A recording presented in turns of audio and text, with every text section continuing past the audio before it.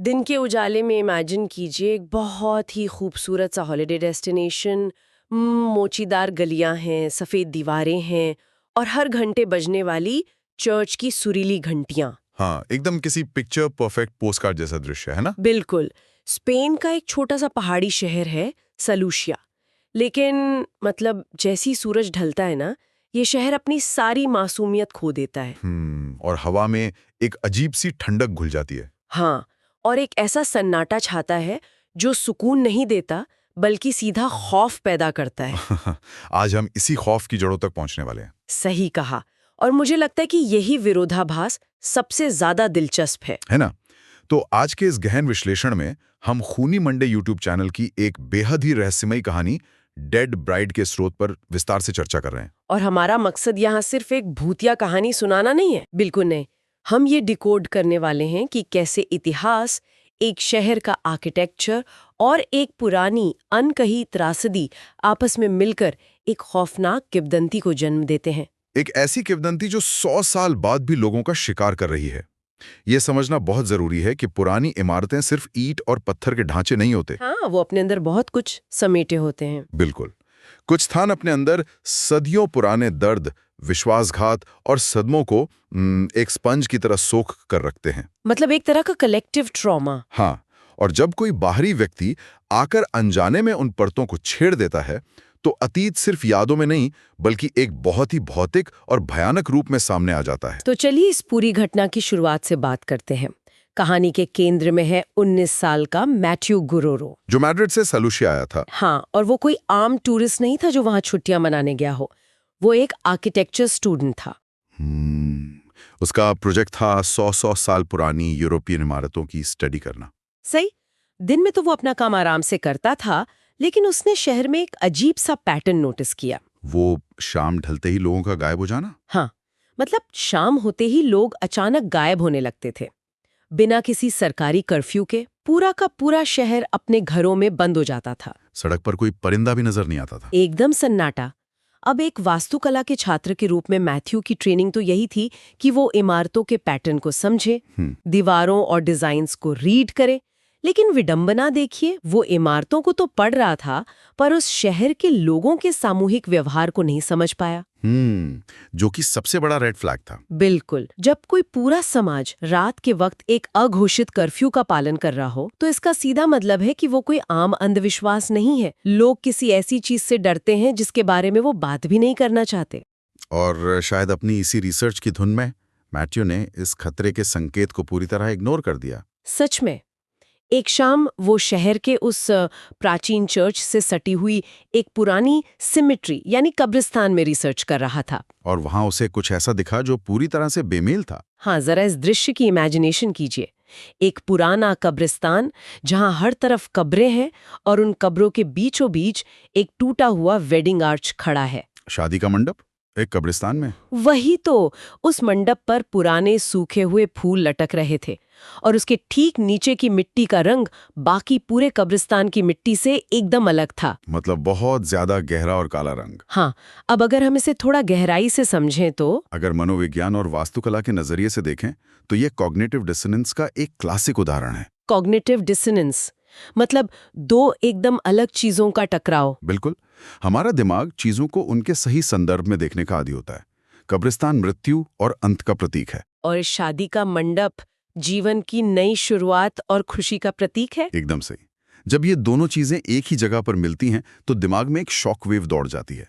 ये एक वास्तुशिल्प विसंगति है, एक अनोमली है, जो चीख चीख कर बता रही है कि इस जगह पर कुछ बहुत ही भयानक हुआ था। हाँ, और वो जो काली मिट्टी है ना, वो दर्शाती है कि प्रकृति ने भी उस त्रासदी के निशान को अपने अंदर सुरक्षित रख लिया है। मतलब आर्किटेक्चर के नजरिए से देखा जाए तो ये एकदम खतरे की घंटी थी। लेकिन मैथ्यू ठहरा एक रिसर्चर। हाँ, उसका ध्यान उस अजीब आर्च पर जाना स्वाभाविक था।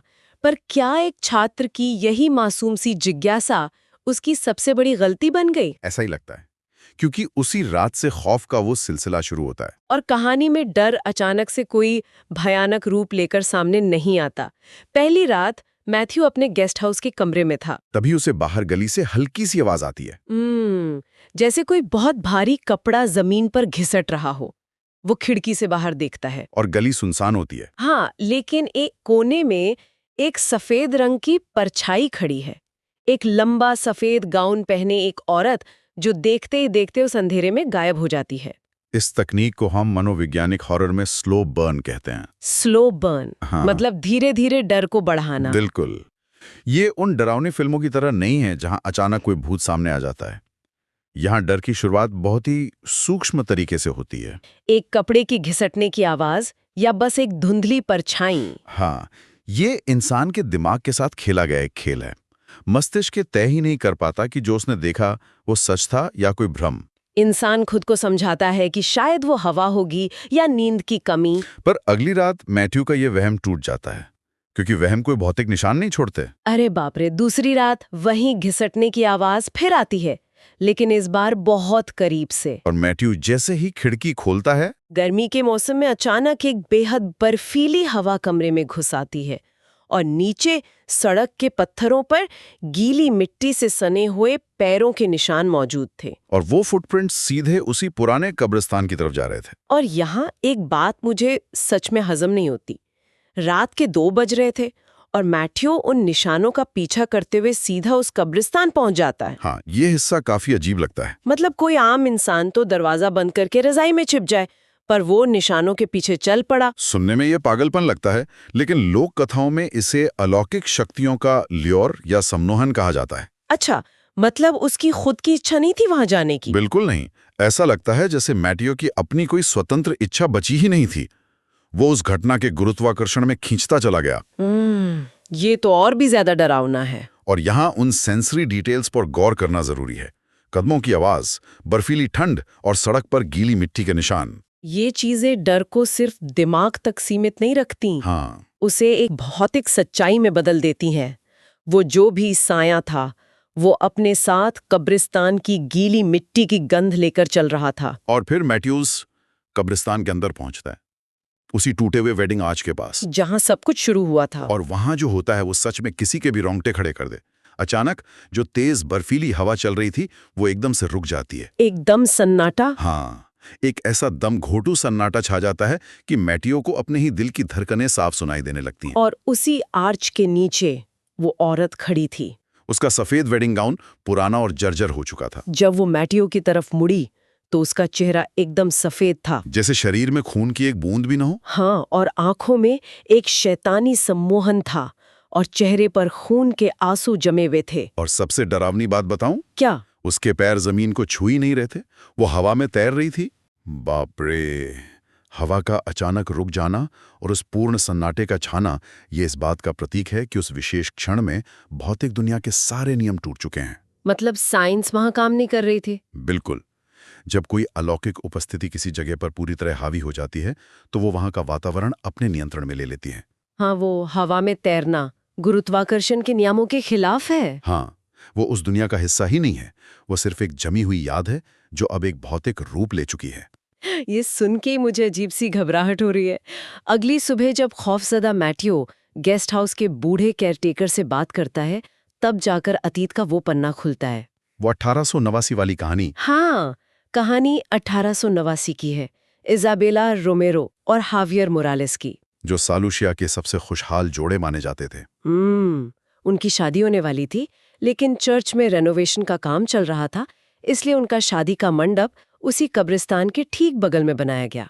मतलब अपनी जिंदगी के सबसे खुशी के पल के लिए मृत्यु के स्थान को चुनना। कितना अजीब फैसला था ना? ये वास्तुकला और नियति का एक बहुत ही क्रूर मजाक है। हाँ, किसी भी शुभ काम को एक ऐसी जगह पर करना जो शोक और अंत का प्रतीक हो, अनजाने में ही सही, एक बहुत बड़े अपशगुन को निमंत्रण देने जैसा था। सही कहा। ये एक ऐसी गलती थी जिसने उस जोड़े की किस्मत ही तय कर दी। और वो अपशकुन सच साबित हुआ।